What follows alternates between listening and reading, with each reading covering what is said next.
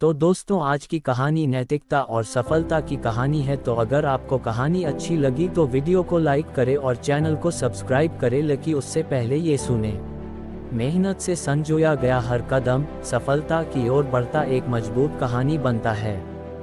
मेहनत का दीपक जलता है, अंधेरों को मिटाता है, सपनों के पंख लगाकर आसमान तक पहुंचाता है। धैर्य और कर्म का साथ हो तो हर मुश्किल आसान होती है। सच्ची लगन से की गई मेहनत सफलता की पहचान होती है। तो आइए कहानी शुरू करते हैं। नैतिकता और सफलता की कहानी। भाग 1, बचपन की सीख। रमेश एक छोटे से गांव में रहता था। उसके माता पिता बहुत मेहनती थे, परंतु गरीबी उनके जीवन का हिस्सा थी। रमेश ने अपने माता पिता से ईमानदारी, मेहनत और धैर्य की सीख पाई थी। हालांकि बचपन से ही रमेश के मन में कुछ बड़ा करने की इच्छा थी। गांव के स्कूल में पढ़ाई करते समय रमेश को महसूस हुआ कि शिक्षा ही वह साधन है जो उसे गरीबी से बाहर निकाल सकता है। उसके शिक्षक, जो उससे बहुत मानते थे, ने एक बार उसे कहा, रमेश, मेहनत और लगन से कोई भी लक्ष्य हासिल किया जा सकता है। बस अपनी सोच को बड़ा करो और खुद पर विश्वास रखो। ये बात रमेश के दिल में बैठ गई। भाग 2, संघर्ष का सफर। स्कूल की पढ़ाई पूरी करने के बाद रमेश ने शहर जाकर उच्च शिक्षा प्राप्त करने की ठानी। लेकिन पैसे की कमी थी।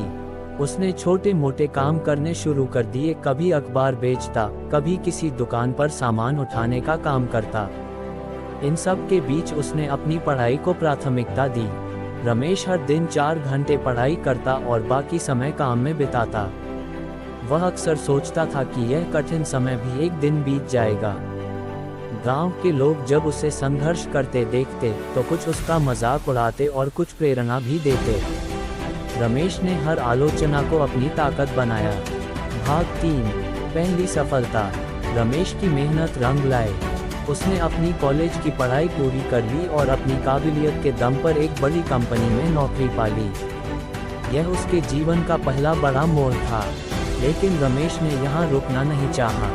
उसने सोचा, अगर मेहनत और लगन से यह नौकरी पाई है तो खुद का बिजनेस क्यों नहीं। भाग 4, नैतिकता की परीक्षा। रमेश ने अपनी बचत से एक छोटा सा व्यापार शुरू किया। शुरुआती दिनों में उसे कई कठिनाइयों का सामना करना पड़ा।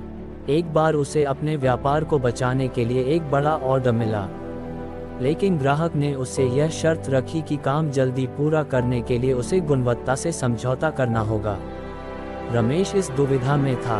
अगर वह शर्त मान लेता तो उसे बड़ा मुनाफा होता, लेकिन उसकी नैतिकता इससे आहत होती। उसने अपने पिता की सीख याद की, ईमानदारी सबसे बड़ी पूंजी है। रमेश ने वह ऑर्डर ठुकरा दिया। यह एक बड़ा जोखिम था, लेकिन रमेश के ईमानदार रवैये की खबर धीरे धीरे फैलने लगी। लोग उसकी कंपनी पर भरोसा करने लगे। उसका व्यापार तेजी से बढ़ा और कुछ ही वर्षों में वह एक सफल उद्यमी बन गया। भाग 5, सफलता का असली अर्थ। अब रमेश के पास सब कुछ था, पैसा, नाम और प्रतिष्ठा। लेकिन उसने कभी अपने गांव को नहीं भूला। उसने अपने गांव में एक स्कूल और एक अस्पताल बनवाया। वह बच्चों को पढ़ाई के लिए प्रोत्साहित करता और उनकी मदद करता। रमेश का मानना था कि सफलता केवल खुद की उपलब्धियों तक सीमित नहीं होती, ये दूसरों के जीवन में बदलाव लाने से परिभाषित होती है। उसने ये भी सीखा कि नैतिकता और ईमानदारी ही वह आधार हैं जो सच्ची और स्थायी सफलता की नींव रखते हैं। भाग 6, प्रेरणा और सबक। रमेश की कहानी हमें ये सिखाती है कि कठिनाइयाँ केवल हमें मजबूत बनाने के लिए आती हैं।